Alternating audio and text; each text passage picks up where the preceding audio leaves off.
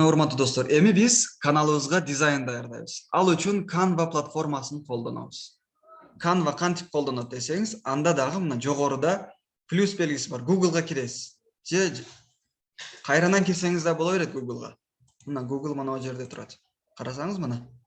Google. Ал ар бир ноутбукта, компьютерде болот. Мен азыр кайрадан чыкпай эле плюсту басып кирип атам. Плюсту басып бул жерге Canva деп жазам мына. Каласаңыз орусча жазыңыз, каласаңыз англисче. Аны азыр чоң кылып да чыгарып берем. Canva.com. Мына азыр муну сиздерге жакшы көрүнүшү үчүн мына жерге жазып коеюн. Дизайн үчүн мына Canva.com. Ашыкча нерсесин алып таштайбыз.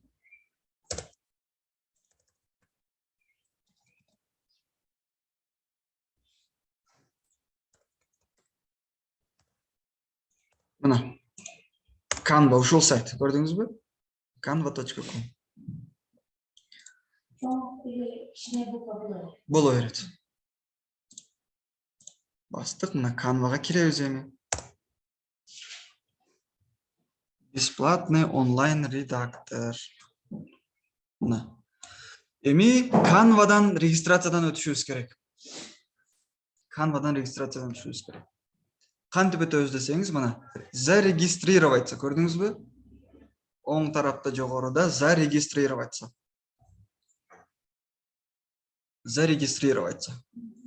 Басабыз ошону. Бул жерде сурайт. Google аркылуу кириңиз, Facebook аркылуу кириңиз деп сурайт сизден. Мен сиздерге ошол электронный адрес менен кирүүнү сунуш кылам. Себеби наркы электрон почтаңызды билбей калышыңыз мүмкүн да кийин кайра киргенде. Ошондуктан бул жерге электрон почтаны жазабыз. Азыркы түзгөн электрон почтабыз. Мына. Көрдүңүз, а?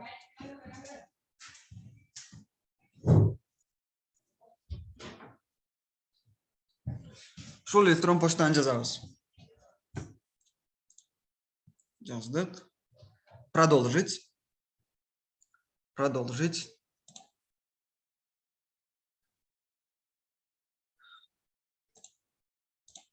Атыңызды жазыңыз деп атат.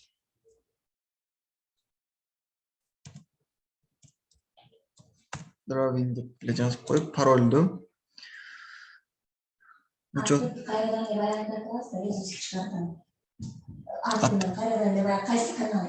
Ооба. Каласаңыз бул жерге өзүңүздүн атыңызды да жазып койсоңуз боло берет. Canva'дан каттоодон өткөндө. Мындан эч кандай немеси жок Canva'нын.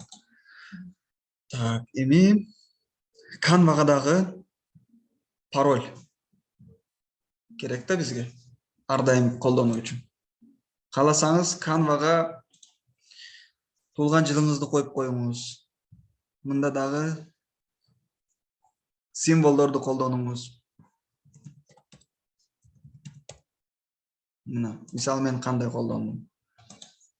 Дагы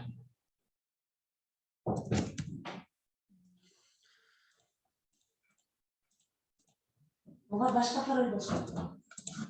Ооба, буга башка пароль. Бул башка платформада, дизайн даярдоочу платформа. Буга башка пароль. Көрдүңүз, а? Мен бул жерге жазып коюн, Canva'нын паролу мына ушул. Кийин колдонуу үчүн. Почтасы бул.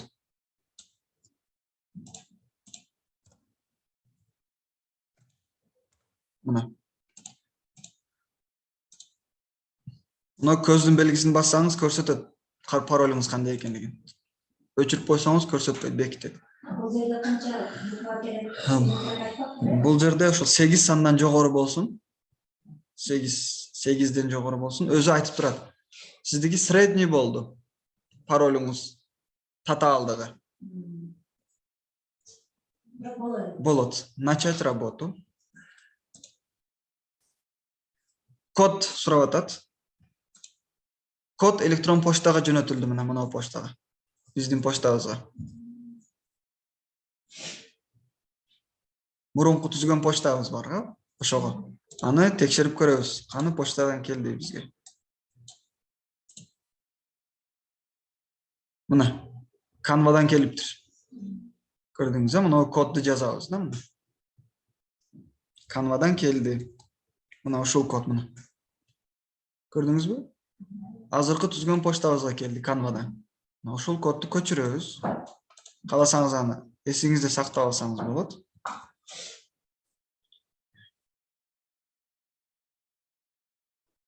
Так, мына жерге алып келип, Canva'га мына коебуз. Автоматтык түрдө мына бизди регистрациядан Canva өткөрүп, мына загрузка болуп атат. Бул бир эле YouTube үчүн колдонбойбуз Canva'ны. Бул бардык нерсе үчүн колдонобуз. Реклама үчүн, дизайн, Instagram, Facebook, Telegram, сонун дизайндар даярдайсыз да мына. Бул жерде преподаватель деп белгилеп коюңуз. Бизнесиңиз болсо, малый бизнес деп белгилеңиз. Окуучу болсоңуз, окуучу деп белгилейсиз. Биз преподаватель. Пропустить дегенди басасыз мына жогоруда. Кийин мында дагы пропустить басасыз, дагы бир жолу. Мына даяр. Биздин ди мына немебиз кошулду. Көрдүңүз мына, каттоодон өттүк толук. Бая бул жерде зарегистрироваться деген турат эле. Эми биз каттоодон өттүк. Мунун мүмкүнчүлүктөрүн карап чыксаңыз Canva'нын. Сонунда видеороликтер даярдасаңыз болот. Логотиптерди даярдасаңыз болот, презентацияларды даярдасаңыз болот. Интролорду даярдасаңыз болот. Интро ошол рекламный роликтер. Ооба. Мен сиздерге азыр бир жолу көрсөтөйүн. YouTube үчүн биз азыр эмне кылабыз? YouTube үчүн логотип даярдашыбыз керек. Ал үчүн создать дизайн дегенди басабыз мына жогоруда. Көрдүңүзбү? Бардыгыңыздар көрүнүп атат, а? Создать дизайн. Мына жерге поиск деген жерге YouTube деп жазабыз. YouTube. Эгерде чыкпаса англисче жазабыз. Мына YouTube, U десеңиз эле чыгарып берет. YouTube үчүн биз логотип даярдайбыз. Мына логотип на YouTube канале. Ошону басабыз. Бизге даяр шаблондорду чыгарып берет. Эч кандай издегендин кереги жок. Өзү автоматтык түрдө шаблондорду чыгарат. Биз жасап коебуз. Мына, мындай форматта болот, 4 бурчтук. Мына шаблондор мына. Бирөөсүн алып, жазып, сүрөтүңүздү койсоңуз да болот. Мына, көрдүңүз, а? Даяр шаблон ооба. Ошону эле алып койсоңуз да боло берет. Суроо бериңиз. Болот, мен азыр көрсөтөм. Болот, мына мисалы биздики азыр муну тандайга, мына. Бир жолу басабыз, мына коюлду. Мына өзгөртүү үчүн өзгө бассаңыз мына. Мына. Бул сөздү өчүрсөңүз болот. Мына караңыздар, мен көрсөтүп берейин. Бир жолу мышка менен келип, мына өчүрдүм мен. Бул жерге каналдын атын жазып койсоңуз болот. Биздики мына кийин кичирейтебиз. Мисалы, драйвинг деп жазып койсоңуз болот. Кичирейтебиз аны. Жогоруда минусту бассаңыз кичине болот, плюсту бассаңыз чоң болот. Кааласаңыз мына өзүнө эле басып, кайсы деме керек болсо ошондо драйвинг деп жаздык. Эми бул жерге бир немени сүрөтү керек бизге. Баланын, а? Жаш балдар үчүн. Аны кантип коем десеңиз, мына жогоруда элементи, сол тарапта элементи. Элементини бассаңыз, бул жерден каалаган нерсеңиздин сүрөтүн тапсаңыз болот. Поискке басып, мисалы, бизге баланын сүрөтү керек, а? Англисчелеп kids деп жазсаңыз чыгарат, орусчалап ребенок. Мисалы, ребенок. Ребенок деп жазсак, мына. Фону жок артында, көрдүңүзбү? Даяр чыгарып берет. Эми бизге бул сары болгондугу үчүн, сары көк, демек биз муну алайыкчы. Мына кичиретесиз, он жерге коюп коесуз. Эми жанына макул мунда алып коебуз. Мына. Мисалы да. Кааласаңыз мына фонду артындагы сарыны өзгөртсөңүз болот мына. Ошол сарыга эле басып, жогоруда муну бассаңыз башка түстөр чыгат. Артындагы сары фон жок болот. Кааласаңыз каалаган жерге муну алып келип коесуз. Мышка менен. Мисалы даяр болду дейли, аны кантип сактайбыз? Аны сактоо үчүн жогоруда поделиться мына. Поделицаны басабыз. Бул жерде астында скачать деген бөлүм бар. MP4 форматта сактабайбыз. Видео болуп калат. Биз JPEG форматта сактайбыз мына. JPEG форматта. Бир жолу басабыз. JPEG болду, эми скачать. Көрдүңүзбү мына? Скачать. Мына биринчи дизайн да биздики. Куттуктап атат. Canva. Мына кайерге сактайсыз деп атат. Рабочий столдон кайерге сактайсыз? Макул, рабочий столдун өзүнө сактайлы. Рабочий стол. Аталышы ушундай болсун. Кааласаңыз драйвинг деп логотип жазып койсоңуз, издегенге оңой. Сохранить мына жүктөлдү сол тарапка. Көрдүңүзбү мына? Эми кайранан YouTube каналга киребиз мына. Мен жаап койгоным жок мына. Жогоруда турат бардык окнолорум. Бири-биринен өтө берем. Кирдим. Кирип мына логотипти коебуз. Коюу үчүн муну загрузить дегенди басабыз мына. Басабыз. Бул жерден рабочий столду тандайбыз мына. Рабочий столго жүктөдүк да биз. Биздики кайерге? Мына турат. Көрдүңүзбү? Ошону бир жолу басып открытты басабыз. Мына ушундай болот экен. Готово дегенди басабыз мына. Мына биздин логотип коюлду, көрдүңүзбү? Логотип даяр. Эми опубликовать дегенди басып коебуз бир жолу. Логотип коюлду. Ошол D'нин ордуна мына логотип болуп калды. Перейти канал деп текшеребиз. Мына, көрдүңүзбү? Логотип коюлду. Үстүндө азырынча неме жок, шаблон, баннер. Эми баннер жасайбыз. Баннер жасоо үчүн дагы настроить вид каналга киребиз. Кайранан ошол окнону бизге ачып берет. Главная страница бизге керек эмес, брендинг керек. Мына, эми баннер жасайбыз. Баннер үчүн дагы Canva керек болот бизге. Ошол Canvага киребиз. Кайранан мен жаап койгоным жок, мына турат. Canvага киребиз. Кайранан башынан көрсөтөйүн, сиздерге түшүнүктүү болсун. Мына создать дизайн. Дагы YouTube деп жазабыз. Англисче U деп жазсаңыз эле чыгарып берет. U. Оформление канала YouTube дегенди тандайбыз эми. Мына. Эми даяр шаблондор чыгарып берет. Караңыз, эми шаблондор кандай? Мындай мына. Вертикалын дейби, горизонталын дейби. Мына сол тарапта шаблондор даяр. Кааласаңыз бирөөсүн ушундай алып койсоңуз да боло берет. Кааласаңыз атыңызды жазып, сүрөтүңүздү койсоңуз болот. Муну дагы азыр көрөбүз. Кайсы бир шаблонду тандайбыз? Кайсы баннерди тандайбыз? Багыты бар. Мына жерге поиск деп издесеңиз болот. Мисалы, бизнес жөнүндөгү шаблондор чыксын, спорт жөнүндөгү шаблондор чыксын, ден соолук, детский болсун мисалы. Детский деп издейикчи. Детский азыр бир эле шаблон чыгарды детскийге.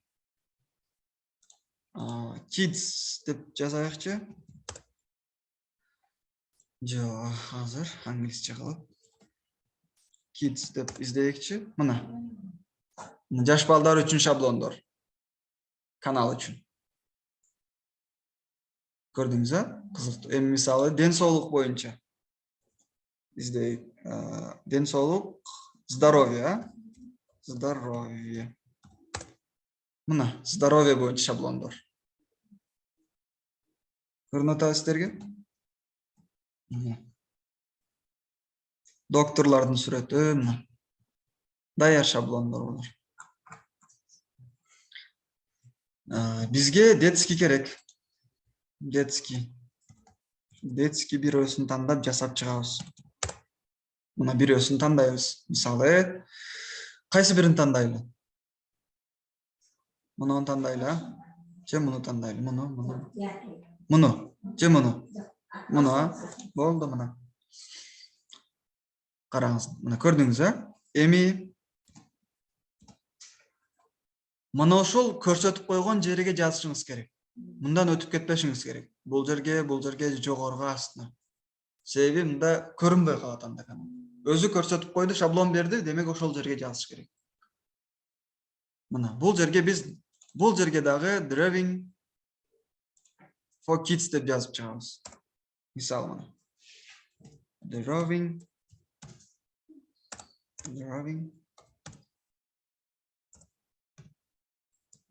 for kids. Аз гана созобуз. Астындагы жазуусу муну алып таштайбыз, бизге керек эмес мүнөз.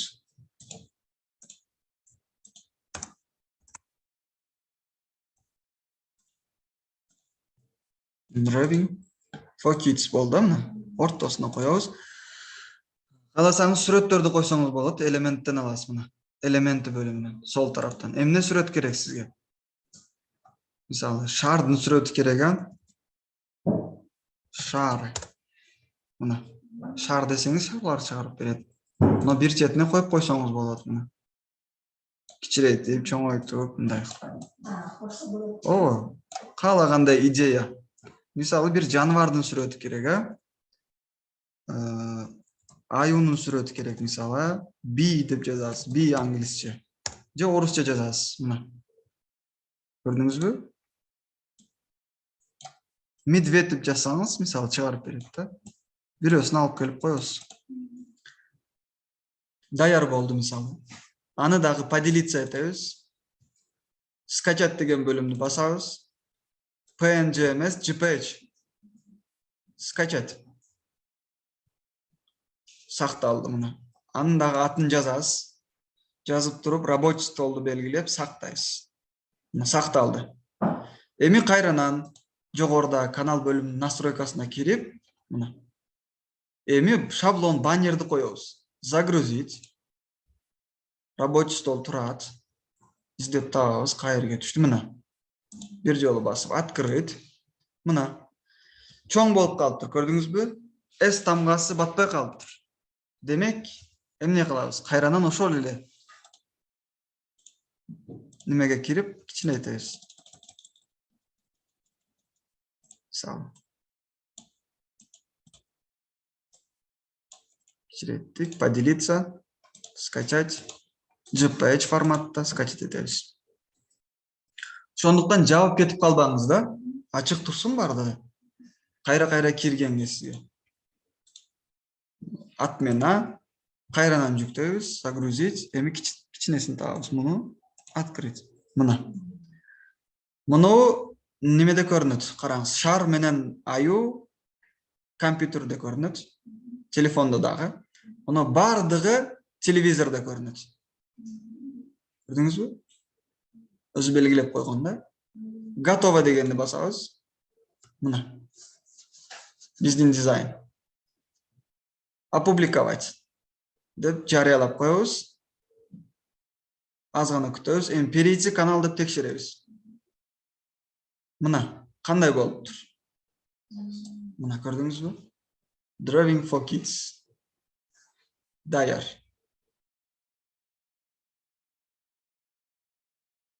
Даяр болду дизайн. Дизайн даяр болду. Кандай иштөөнү көрдүңүздөр? Canva боюнча билимди жогорулатууну кааласаңыз, Canva менен тез-тез иштейбиз.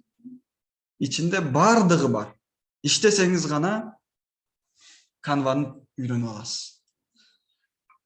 Практика кылыш керек болот. Биринчисинде болбойт, экинчисинде болбойт. Колуңуз жакшы аткара албай калат. Идея келбей калат. Мына даяр болду дизайна. Эми кийинки сабакты дагы азыр тартабыз. Анда каналдын настройкаларын даярдап чыгабыз. Мен буну азыр